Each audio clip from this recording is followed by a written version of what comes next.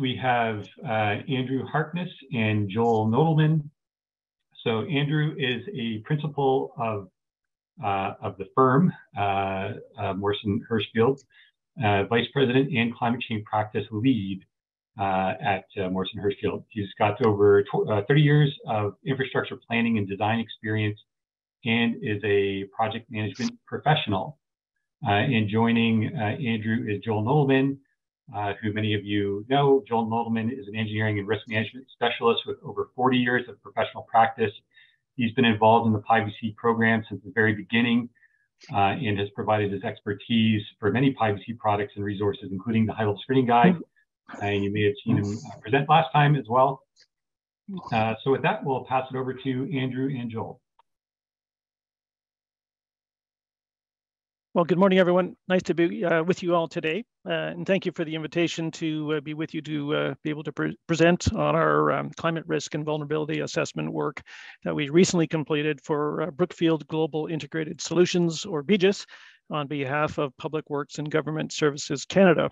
At our client's request, we're keeping the presentation at a relatively high level, but we're happy to share an overview of the project, the process we followed, as well as some of the key outcomes and lessons learned. Our introductions have been given already by Dan, so I think we can move on to the next slide.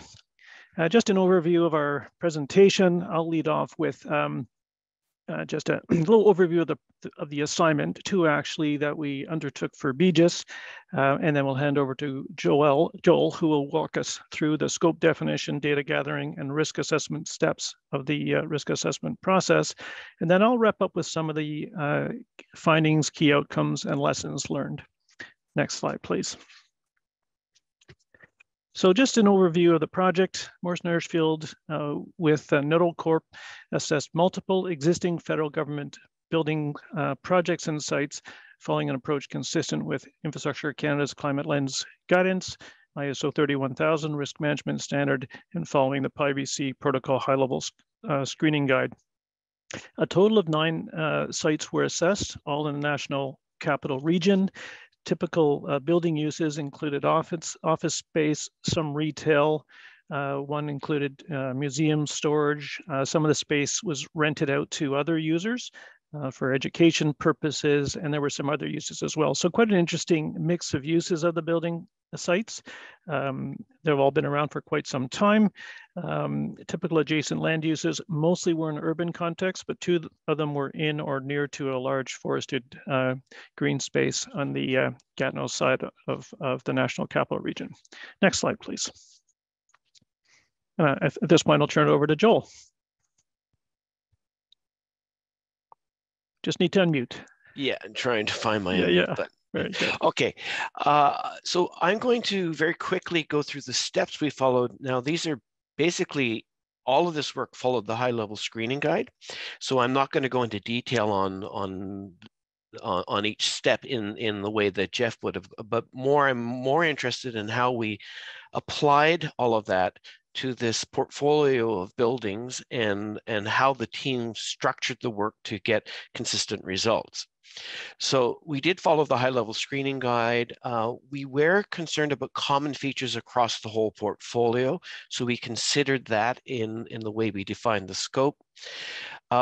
We defined a standard set of climate and infrastructure parameters that we worked with as a starting point. And as we went into each specific assessment, we would tweak that to be more representative of the specific site. But it started with a consistent, almost like a standard set that we would work with, much like the work that we're talking about in BC. It's a standard set we start, and then we kind of tweak it out based on the site.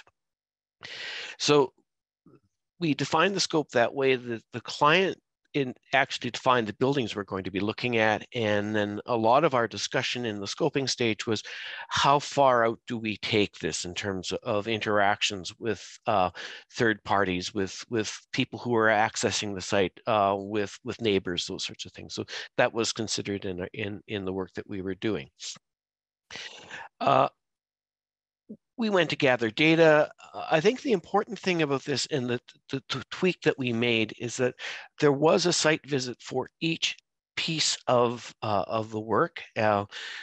and also we drew data from recognized sources. So for the climate data, we drew from the Climate Atlas, climatedata.ca, but it was then filtered through the technical team at Morrison Hershfield to make sure that the data was robust and adequate for the purpose of each assessment. So we would draw from and then adjust the data as appropriate. As it was a portfolio, we were trying to keep the climate parameters relatively consistent across the board so that we could have cross comparison between all of the buildings that we were looking at. But some of those core parameters needed to be adjusted just a little bit as we went along. We included in, for example, in climate, invasive species, which not really a climate parameter, but we did consider that, and then we adjusted that because urban environments have different aspects of that than, say, some of the things that were in a more rural setting. So because we were doing this as a portfolio, we were very conscious that we needed to strive for consistency. So there was a lot of work in trying to keep things relatively consistent. So I'm on step 2, gather data. Sorry, I didn't tell you that. There you go. And next one, please. Okay. With the building data, we define, once again, a clear set of standard building elements that we would take a look at. But once again, each set of elements was adjusted to match the nuances of each building. So standard set, tweaked, and then we were able to get some consistency across the board. In this part of the work, the key thing was that the site visits. Each site was visited by the technical team from Morrison Hershfield. Extensive sets of photographs were taken, and we also developed a guide that the site visitors would take with them. So it was like a checklist. Here are the questions you need to ask. Here are the things you need to look at, so that when we got into the actual risk assessment, we had a bunch of data that we needed to look at. So we could always look at a picture of something. We could always look at the checklist to see what answers to the questions were, and that really informed our ability to streamline the actual risk assessment process. Next slide, please. Yes, so the risk assessment followed our standard approach, exposure times likelihood times consequence. We did a workshop for each site.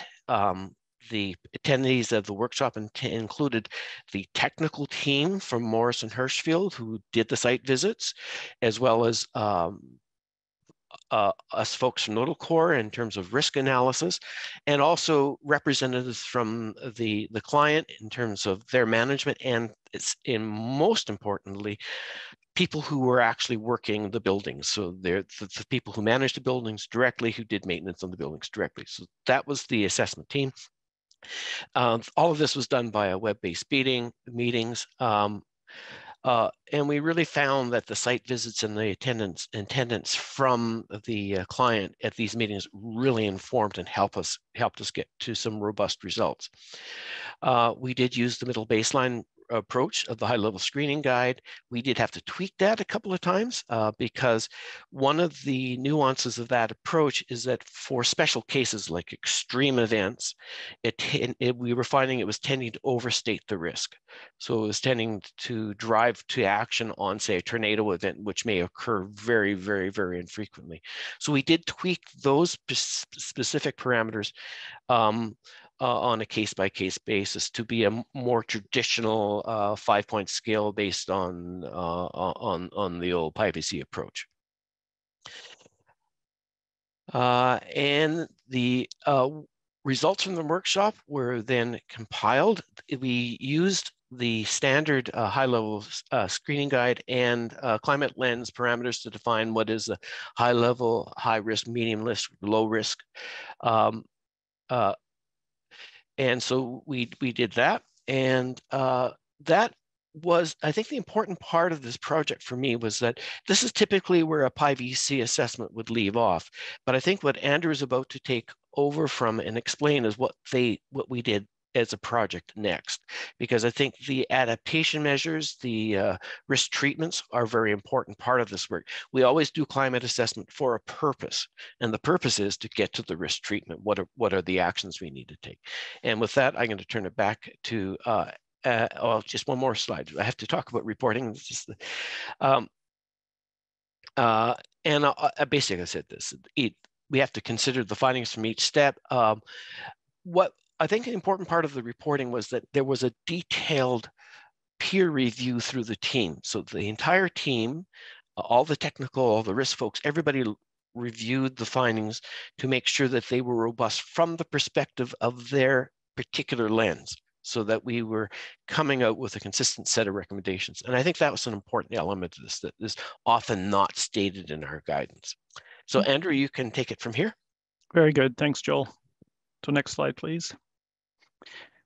As Joel said, risk profiles were unique to each site, but typical risks seen throughout the project resulted from parameters such as extreme heat, increased precipitation, and for one or two sites that are in or near a forested green space, setting potential wildfire impacts.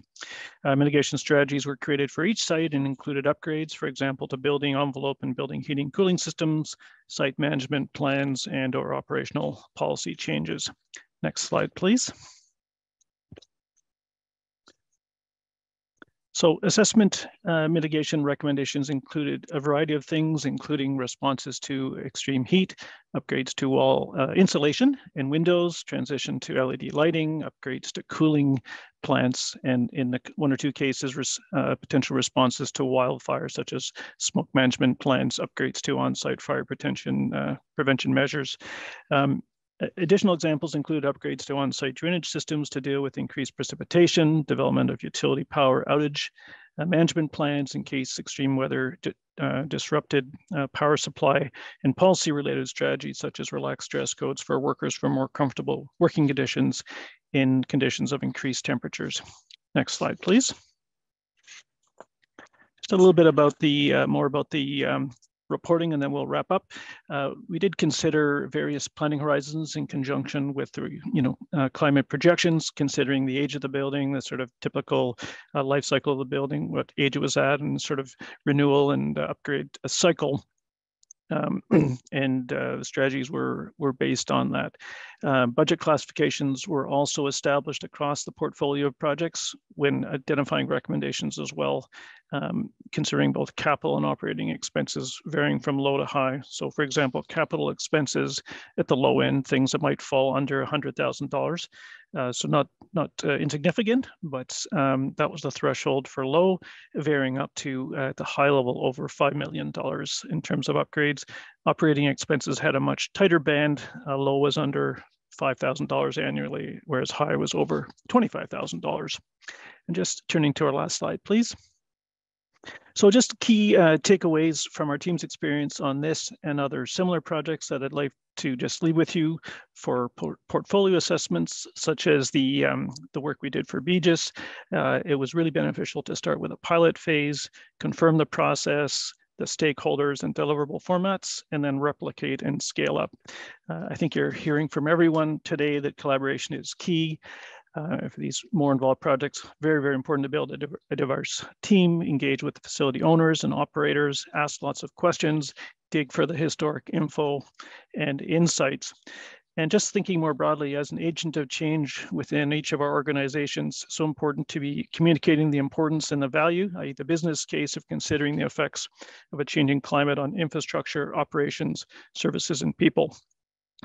We need to invest in expanding our organization's capabilities and expertise, continue to engage through sessions such as this with our other specialists and practitioners for input, guidance, and to share knowledge and lessons learned.